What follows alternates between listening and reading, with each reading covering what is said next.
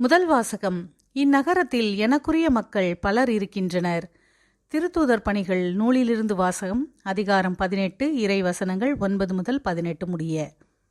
Pavul Corinth நகரில் இருந்தபோது இரவில் ஆண்டவர் பவுலுக்கு காட்சியில் தோன்றி, அஞ்சாதே, பேசிக்கொண்டே இரு, நிறுத்தாதே, ஏனெனில் நான் உன்னோடு இருக்கிறேன், எவரும் உனக்கு தீங்கிழைக்கப் போவதில்லை, இந்நகரத்தில் எனக்குரிய மக்கள் பலர் இருக்கின்றனர் என்று சொன்னார்.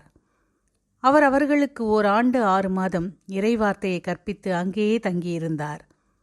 கல்லியோ என்பவர் அக்காயா நாட்டின் ஆட்சியாளராக இருந்தபோது யூதர்கள் ஒருமித்து பவுலை தாக்கி அவரை நடுவர் மன்றத்துக்கு கூட்டிக் கொண்டு வந்து, இவன் திருச்சட்டத்துக்கு எதிரான முறையில் கடவுளை வழிபடுமாறு மக்களை தூண்டிவிடுகிறான் என்றார்கள். பவுல் பேச வாயெடுத்த போது கல்லியோ அவர்களை நோக்கி, யூதர்களே, ஏதாவது குற்றமோ பழிபாவமோ இருக்குமாயின் நான் பொறுமையுடன் உங்கள் வழக்கை கேட்டிருப்பேன். ஆனால் இது சொற்களையும் பெயர்களையும் உங்கள் திருச்சட்டத்தையும் பற்றி சிக்கலாயிருப்பதால் நீங்களே பார்த்து கொள்ளுங்கள். இதில் நடுவராயிருக்க நான் விரும்பவில்லை என்று கூறி அவர்களை நடுவர் மன்றத்திலிருந்து துரத்திவிட்டார்.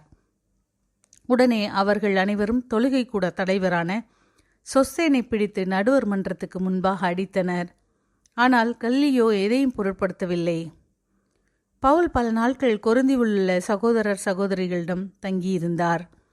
அவர்களிடமிருந்து விடைபெற்று கொண்டு தம் நேர்த்திக்கடனை நிறைவேற்ற கெங்கிரேய நகரில் முடிவெட்டி கொண்டு அக்கிலா, பிரிஸ்கில்லா ஆகியோருடன் சிரியாவுக்கு கப்பலேறினார்.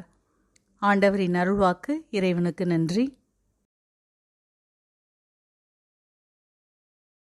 பதிலுரை பாடல். பல்லவி. கடவுளே, அனைத்து உலகின் வேந்தர் நீரே. கடவுளே, அனைத்து உலகின் வேந்தர் நீரே. மக்களினங்களே, களிப்புடன் கை கொட்டுங்கள், ஆர்ப்பரித்து கடவுளை புகழ்ந்து பாடுங்கள். ஏனெனில் உன்னதராகிய ஆண்டவர் அஞ்சுதற்கு உரியவர், உலகனைத்தையும் ஆளும் மாவேந்தர் அவரே. கடவுளே, அனைத்து உலகின் வேந்தர் நீரே.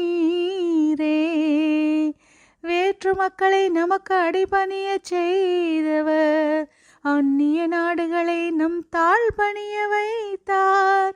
நம் உரிமை சொத்தை அவர் நமக்கு தேர்ந்து அளித்தார். அது அவர் அன்பு கூறும் யாக்கோபின் பெருமையாகும்.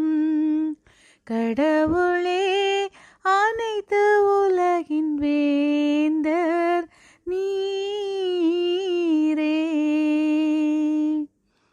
ஆரவார ஒளியிடையே பவனி செல்கின்றார் கடவுள், எக்காலம் முழங்கிடவே உயிரை ஏறுகின்றார் ஆண்டவர்.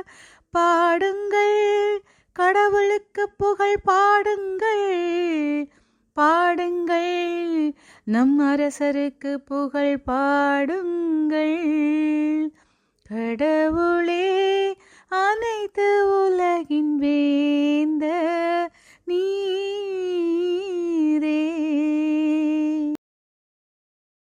நற்செய்தி வாசகம். உங்கள் மகிழ்ச்சியை யாரும் உங்களிடமிருந்து நீக்கிவிட முடியாது. யோவான் எழுதிய தூய நற்செய்தியிலிருந்து வாசகம். அதிகாரம் 16, இறைவசனங்கள் 20 முதல் 23 முடிய. அக்காலத்தில் இயேசு தம் சீடரை நோக்கி கூறியது, உறுதியாக உங்களுக்குச் சொல்கிறேன், நீங்கள் அழுவீர்கள், புலம்புவீர்கள். அப்போது உலகம் மகிழும். நீங்கள் துயருவீர்கள், ஆனால் உங்கள் துயரம் மகிழ்ச்சியாக மாறும். பிள்ளையை பெற்றெடுக்கும் போது தாய் தனக்கு பேறுகாலம் வந்துவிட்டதால் வேதனை அடைகிறார். ஆனால் பிள்ளையை பெற்றெடுத்த பின்பு உலகில் ஒரு மனித உயிர் தோன்றியுள்ளது என்னும் மகிழ்ச்சியால் தம் வேதனையை அவர் மறந்துவிடுகிறார். இப்போது நீங்களும் துயருகிறீர்கள், ஆனால் நான் உங்களை மீண்டும் காணும்போது உங்கள் உள்ளம் மகிழ்ச்சி அடையும். உங்கள் மகிழ்ச்சியை யாரும் உங்களிடமிருந்து நீக்கிவிட முடியாது. அந்நாளில் நீங்கள் என்னிடம் எதையும் கேட்க மாட்டீர்கள்.